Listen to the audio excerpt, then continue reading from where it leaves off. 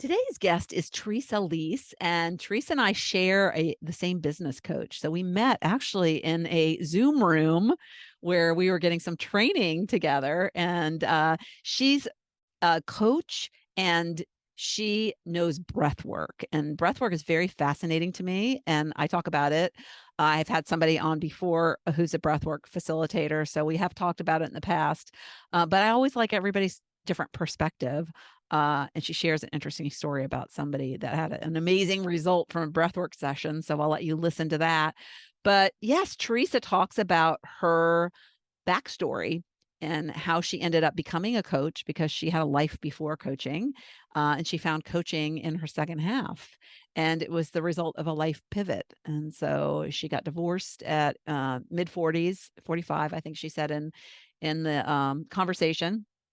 And yeah, that was a big thing, because she had been married for a long time and she had children who were affected. So she talks about that pivot. And then we talk a lot about breath work and how it changes you kind of physiologically, and how it allows you to, maybe not every time you do it, but we just talked about how it's different than regular breathing, and it's just really fascinating. So if you've never done breath work, you should listen to this. And if you're curious, you should give Theresa a jingle. So with no further ado, let's talk to Theresa, or listen to Theresa's story and hear about what she does as a breathwork facilitator. Welcome to another episode of Not Your Average Lives. And today I have with me Theresa Lease. And Theresa is a life coach and a breathwork facilitator. So we're going to talk about her story. She had a big pivot in her late 40s, very similar to the period I had a pivot, and very similar to my pivot as well. And then she's done a lot since then. And she's kind of in the realm I'm in as a coach. And she's loving it, and lights her up. So she is living a not your average life in her second half. Perfect kind of guest that I look for. So welcome to the program, Theresa. Thank you so much for having me. I'm excited. Yes. Yes. Yeah. And she was talking about her struggle with her glasses. And like, I can relate. Anybody who's listening can probably relate to that struggle. And my most Yep. recent exam, I mean, every year that my eyes keep getting worse. And the frustrating part is, like you were saying, your prescriptions are not working very well. Mine Mhm. aren't either. And my contacts, which I wear, for like stuff like this a lot, they're like, I can't even read when I'm on my computer now and I was able to do that. So I feel like, I don't know if it's a computer that keeps make my eyes getting bad, or if it's just age. Yeah, Or something. both. Yeah. Yes, So or I both. can commiserate with you. So anyways, yes. Tell me about your pivot. Tell me about what happened in your life, and how your life changed in your late 40s. Yeah, okay. So I was married for 20 years, Mhm. met my husband at work, and had, a typical sort of beginning. And I thought everything was going really well.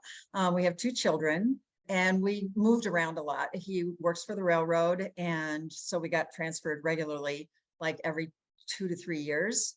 And where did you So meet? What we city, met in state? Chicago, Okay.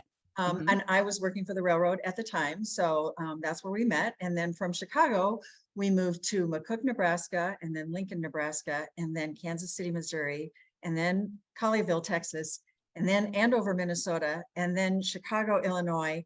And then when we were in Chicago is when we separated, and I moved with my children back to Minnesota, because I just felt that was the best place to raise them. We'd only been gone from there for one school year. And so I thought that would make the transition easiest for them.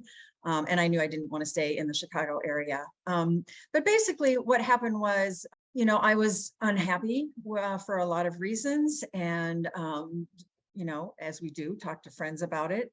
And I finally had a friend who said, this isn't just you being silly or overreacting. You're involved with a narcissist and he will not change. And he is emotionally abusing you. And when someone's actually said those words to me, it shocked me because I thought, oh no, that can't be true. Like, I'm too aware, and all of that, him saying these negative things, that can't possibly be abuse. You just it just didn't seem like that fit. And then I sort of started reading about it, and I went into therapy, and, the therapist told me, from everything you have described to me, he is a narcissist that will never change. Therapy will not work for him. So then I had a Did decision he to ever go make. to therapy? Because usually I don't think a narcissist No, will go to therapy. Yeah. no, he didn't. I was always the problem. The Yes. problem was always me when we would discuss something, or I would try to bring something up. Things happen in married life, and you need to work these things out. And I was usually very terrified to bring it up because I knew it was going to be a difficult conversation. Tended to have quite a temper at that time. So it was difficult, and when I got done talking to him about this issue, he had managed to turn it all around, and it was completely my fault and my problem. And I was just dismayed and disillusioned. So finally decided that things were he was starting to affect our Yeah. children, Yeah. I was going to say that. negatively. Yeah. Role model. So yeah, so things were not going well, and I just decided that it really wasn't safe emotionally for any of us. So I had to make the very difficult decision to get divorced. And of course, with all of these moves, all of these transfers we were constantly making, I didn't work. He was the breadwinner, and I was home with the kids because we were constantly moving, constantly changing schools. All of that takes a lot of Yeah. bandwidth. Yeah. Like a So, military wife, really. right, very, You can't very work or similar. can't work in any kind of career, really.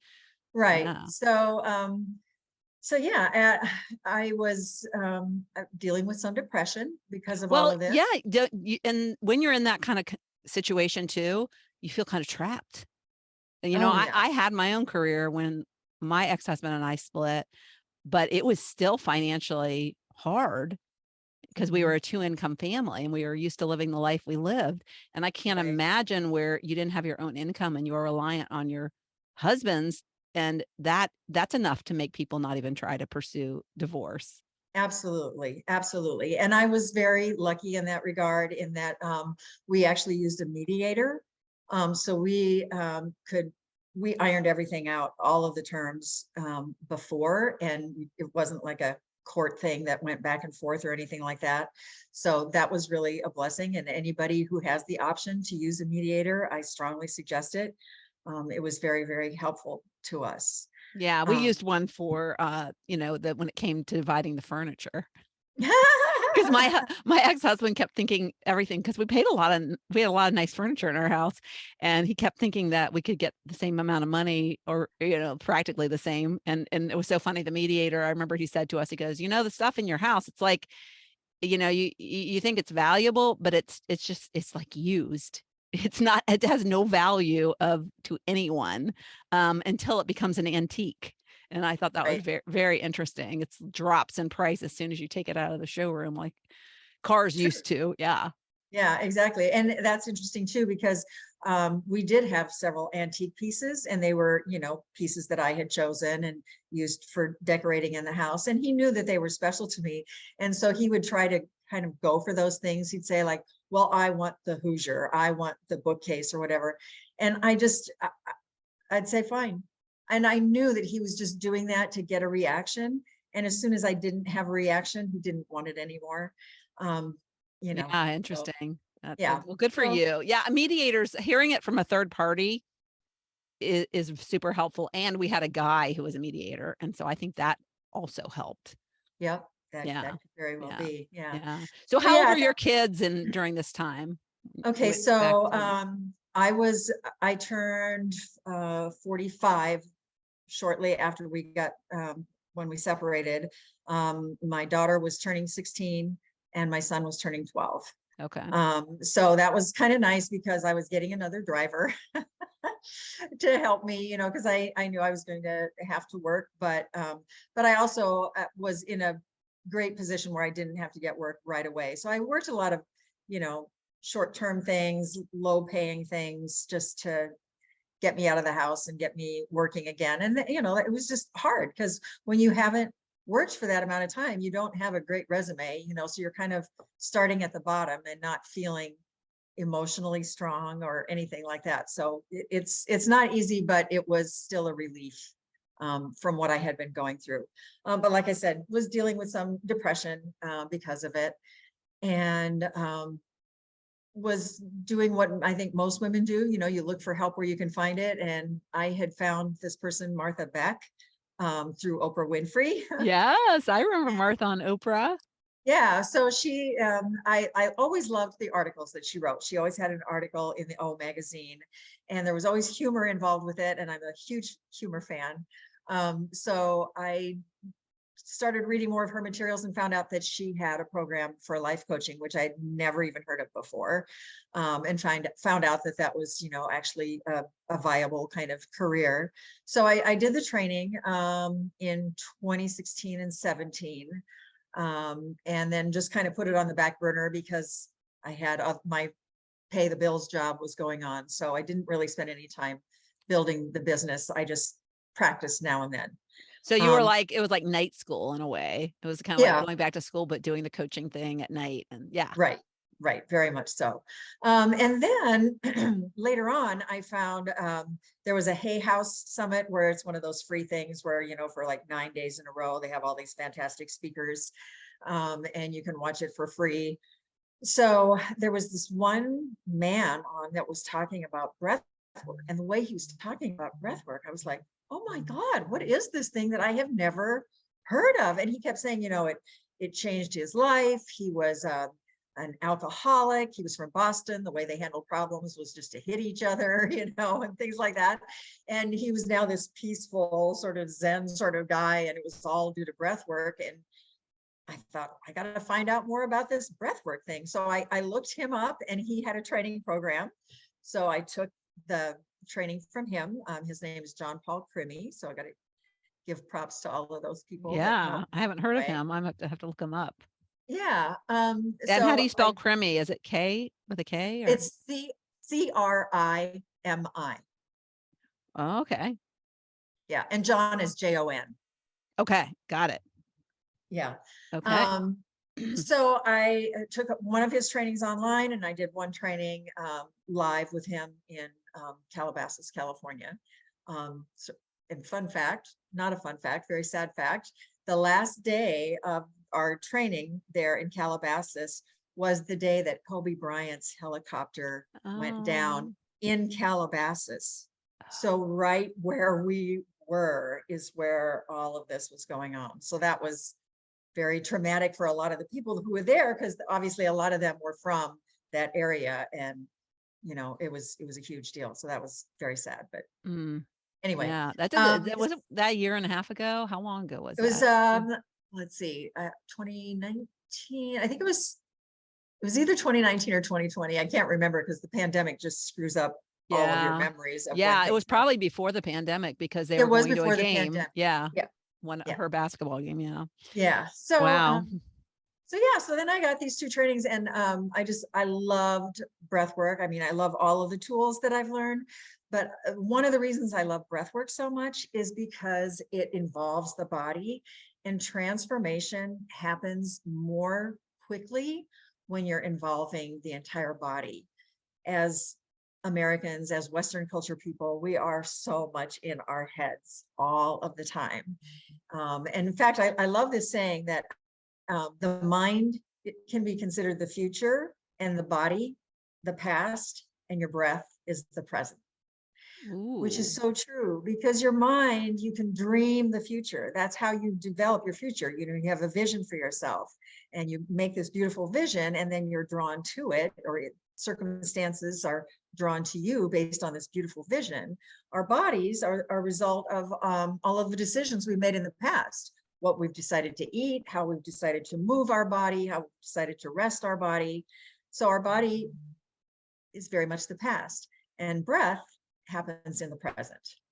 So, you know, anytime you see somebody on TV or in real life, you know, whatever, somebody's having a hard time, someone around them is almost automatically going to say, just slow down, take a breath, just breathe. And we don't realize that our bodies have this incredible tool that's built into us. We take over 20,000 breaths a day, all unconsciously. And another fun fact, breathing is the only essential body function that is absolutely automatic and also completely under our control when we choose. Mm. So you Yeah, need and it's breathing also aids. in meditations, it's a way they always get you back to the present. They always like, Right. you know, Focus on your focus on your breath. breath. Yeah. Yeah. Yes, It's so great. exactly. So breath work is when you're focusing on your breath, that's sort of a mindfulness practice. And breath work is more deep. It's definitely into your belly. So it's a deep and it's more got a rhythm to it. So I teach the particular kind that I teach is called conscious connected breathing. And it has so many benefits. It's incredible. So let me Um, ask you this, because I, yeah. I had a call last night with my students and they're going to get a breathwork session with you. So I'm very excited about that. And so they both of them, the two that were on, had never had they haven't, they're virgins when it comes Yes. to Yes, breath work, which is exciting for me because it I've is. had really great experiences with breath work. But they were asking me to describe it, and I'm sure it's different for everyone. So I'd be Mhm. curious what your description is, and as a facilitator, how you've seen people react. But for me, it's intense, is how I describe it. That it's Mhm. really, and I remember somebody said this to me once: breath work is work. Yes. It's not like this mindless breathing that you kind of do when you're, and I mean, it's intentional breathing when you meditate, but it's more physical It in is. nature. But I have never gone to places in my unconscious mind using any other modality. Breath work to me, I have had breakthroughs in breath work that I never have gotten anywhere else. So Exactly. so I don't know why I don't do it more often, because it's very valuable, and it's a lot of times very emotional for people. It's Yes. depending on, I'm curious, do you use music Yes. as part of it? Yeah, it's like Mhm. when the facilitator picks good music, it's like, oh my God, it's Yes. just such a emotional release. So, Yes. so tell me what physiologically happens in the body that allows you to go to these places that you don't often visit. Right. Well, what's happening is you're over oxygenating your blood. And that's just not a normal state. So you're changing the balance between the oxygen and carbon dioxide in your body. Your body is actually becoming more alkaline, which is how the body heals when it's in an alkaline state rather than an acidic state. So that's like one physiological change that is actually happening in your body. It also cuts out the chatter that you get in when you're trying to meditate, because it sort of cuts off the thinking brain, the neocortex. It lets that rest. It's changing your brain waves. So normally we're either in alpha or beta brain waves, and breath work will take you down to the theta level often, and that's where you get these, you can have breakthroughs. Some people call them downloads. And it happens regularly. I mean, like all of a sudden you'll just like have an idea. It seems like it just popped in your mind.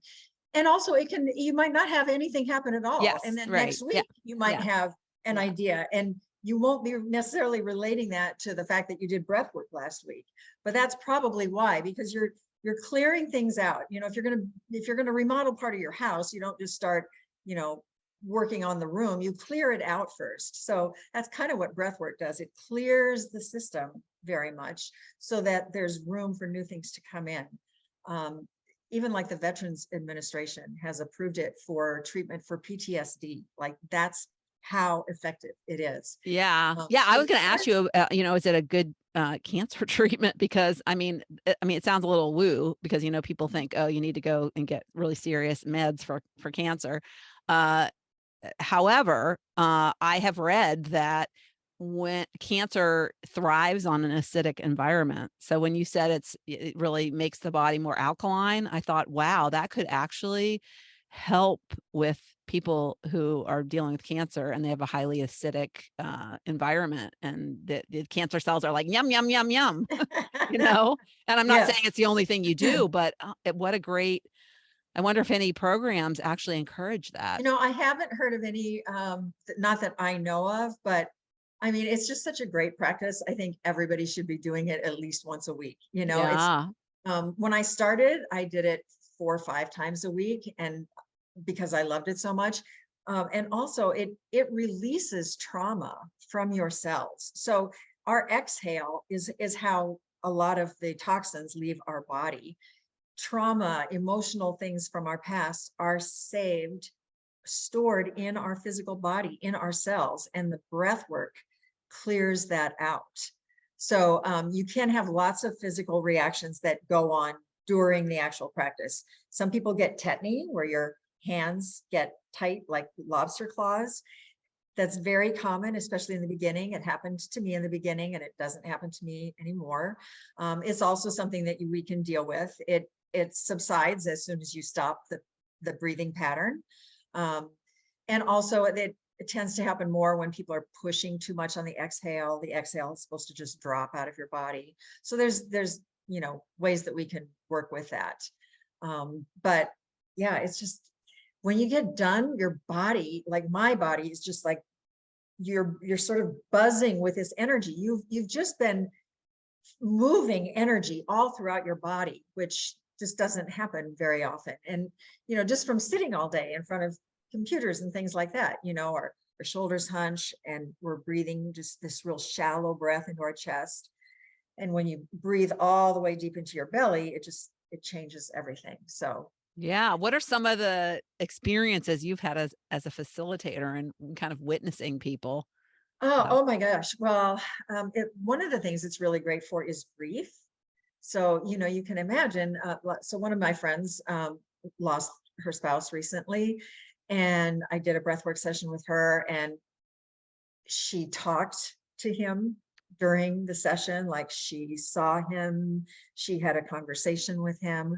And I know that, like you said, this sounds very woo, but these are the things that happen when brainwaves shift. When Yes. you get out of your thinking mind, all of these things are available to us. We're just Yeah. not used to them in our Western culture. But that was a beautiful response. And of course, a lot of crying. Crying happens a lot because you're releasing this trauma.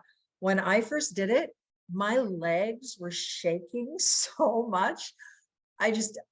I could hardly control my legs. It was like they were all over the place. And so that led me to believe that, maybe there was some trauma that happened to me as a child or something, that I didn't remember. But my body, there's that book, The Body Keeps the Score.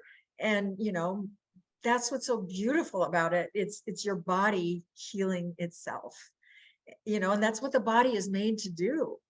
So it's a great modality for that. So interesting. Yeah. So you have moved now, right? So now you're in Yes. Texas. Now So I'm in when did you Texas. move from Minnesota back to Texas? And now you're a Um, grandma. yes, I am. I actually moved to Texas 1 year ago yesterday. Oh, So yes, congratulations. yes, and I'm a grandma to twins. So Yes. yeah, they are the new loves of my life, of course. And I just knew, being in Minnesota, it was going to be hard to have a relationship with them where they would feel comfortable around me.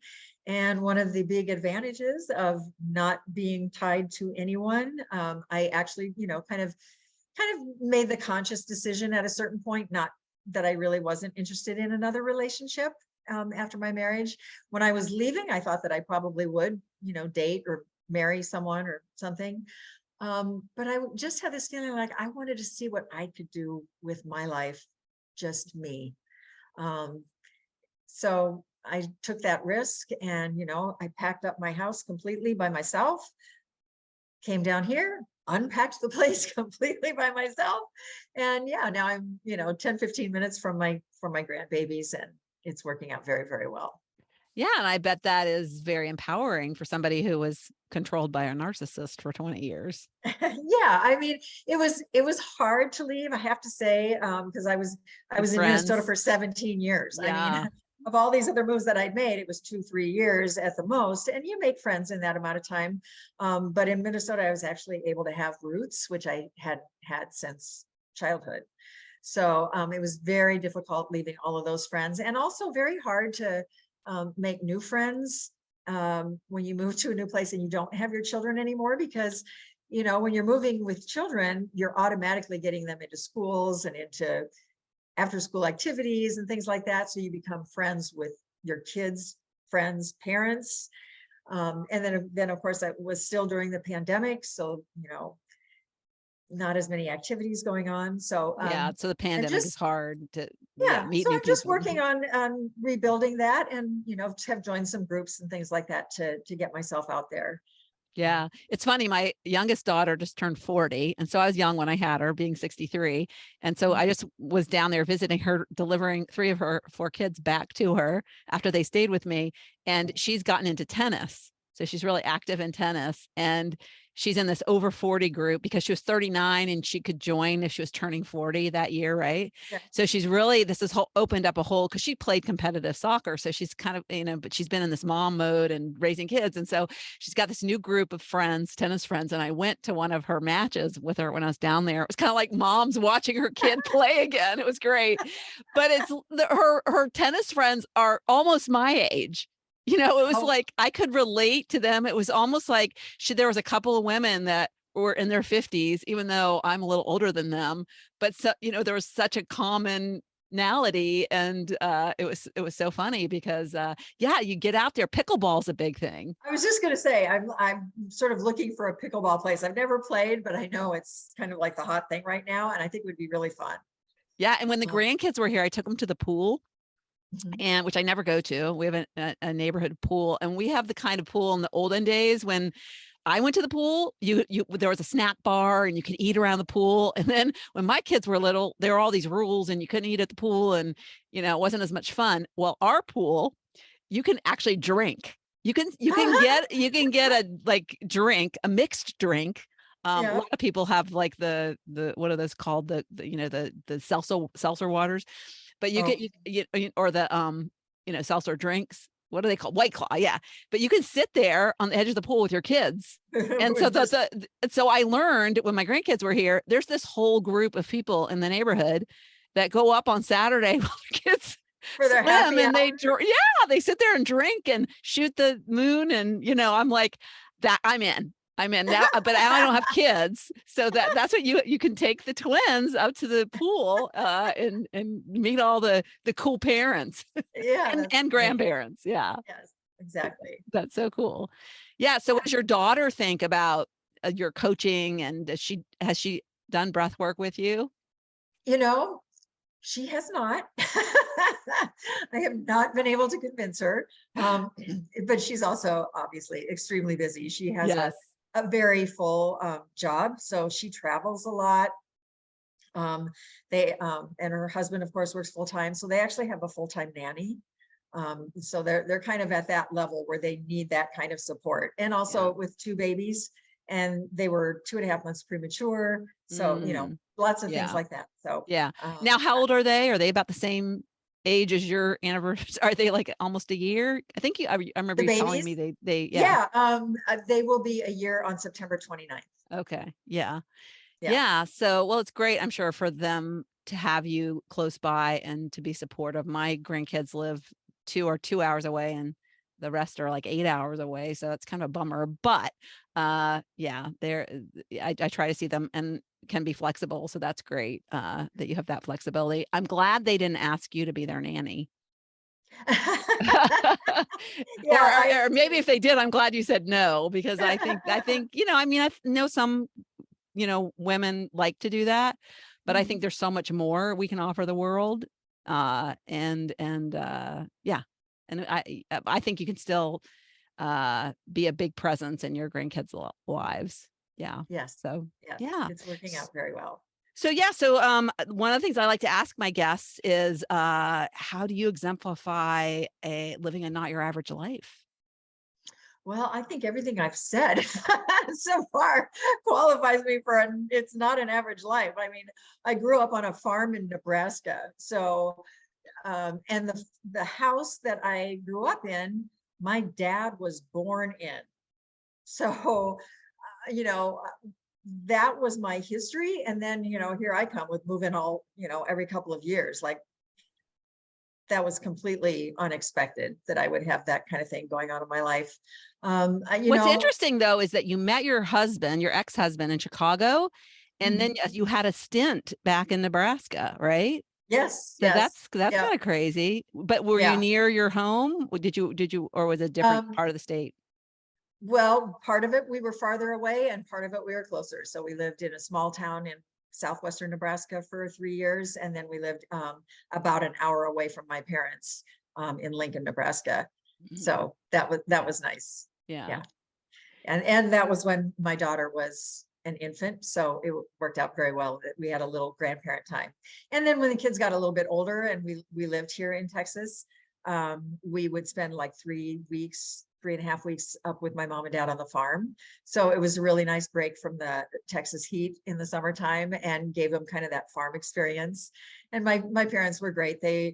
Um, they got goats from a neighbor one year so that the kids could have goats around and play with them. We had a horse, they borrowed a horse, and so the kids could ride horses. And it was really lovely. Oh, are your parents still alive? They are, yeah. My mom is 88 and my dad just turned 93. And they're still in Nebraska? They still live in that same old house. Wow, that's amazing. Yeah, Yeah. what would you say, since, I like to have people who have lived experiences that can offer some sort of insight or maybe some nugget to people that are in a marriage where they're not happy and they know that, they would be happier if they made different choices, but yet they perceive, because this is where I was, is that divorce was not an option. I didn't want to go there. And I felt like, it'd be such a failure. And I didn't have a narcissist ex-husband. I would actually had a nice ex-husband. And yeah, I've heard the saying of, when you get married, make sure that the person is going to be a great ex-husband. I don't think you go into marriage thinking that, but yeah. So I had one of those, but yet, so it made it harder. I made it a harder decision. But I knew ultimately that I wouldn't be happy continuing. And I knew that I wanted something different in life. And so I love that you had a friend that helped you see, because I think sometimes when you're in a relationship like you described, you've been controlled, Mhm. and that emotional abuse, you just have this thing that you think it's you and it's not them, and it just becomes so much of who you are, and you can't see another way. So what advice would you give to somebody when they're in a situation and Mhm. they feel like they value marriage, and they Mhm. value and they don't want their kids to be divorced kids? That was a big thing with me, even though my Yeah. kids were adults. But I was like, oh my gosh, I don't want them to, have a split family. Mhm. But yet here they had a mom who was not happy, and a dad who wasn't happy, even though he thought he was, but he wasn't. So yeah, so they had these parents that weren't thriving, and didn't have a great example of a relationship to, Mhm. fortunately, they both got amazing spouses that are very supportive, of them and love them very much. So I'm glad of that.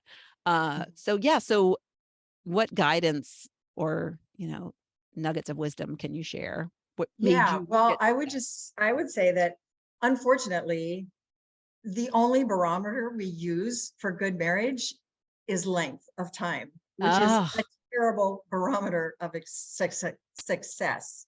Um, and we do tend to look at the end of a marriage as a failure. And I think that is also a mistake. It's not a failure.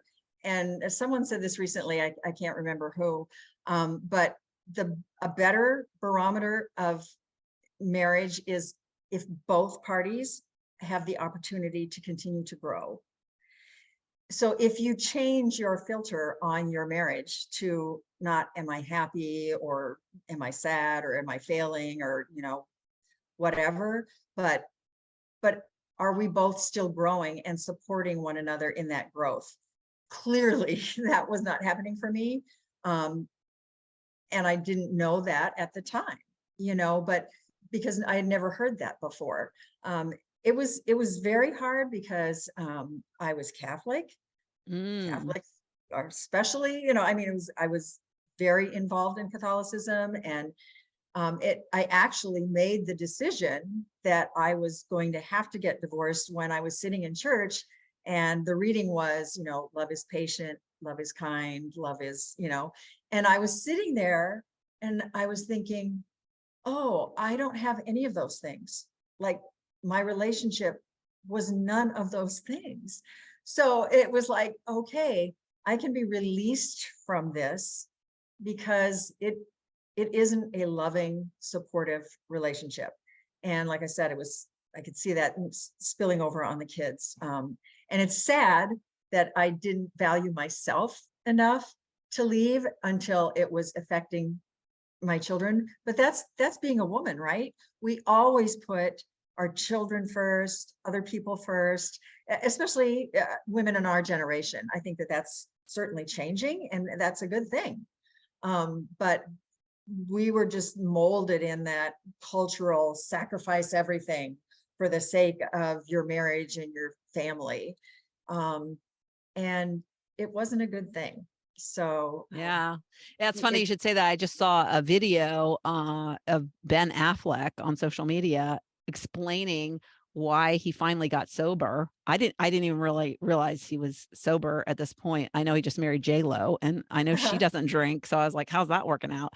But it was interesting because he said that he used to go to these AA meetings, and he would be sober for like a year and a half. And he would be so like, people would stand up and go, I'm so grateful.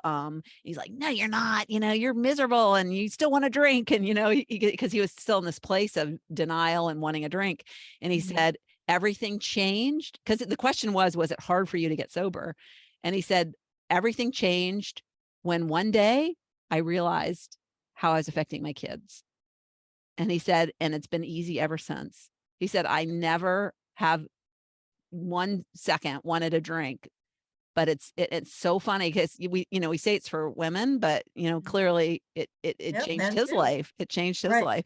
But it is interesting how we do that. And even when your kids are older, they're still being affected by a relationship that you're in that is bad, because your kids, just like we want our kids to be happy, our kids want us to be happy. Right. And when we're not happy, it affects them. And we're not living our best life, it affects them. So congratulations and kudos to you for following your heart and doing what you needed to do. And I think, you're just going to be a great role model for your grandkids too. Thank you. Thank you so much. Yeah. Well, thanks for being here. And we'll see you in breathwork session soon. And where can people find you? They'll be in the show notes, but can you just say where they can find you if they are interested in breath work and want to sign up? Yeah. Well, I'm on Facebook, just under my name, Theresa Lease.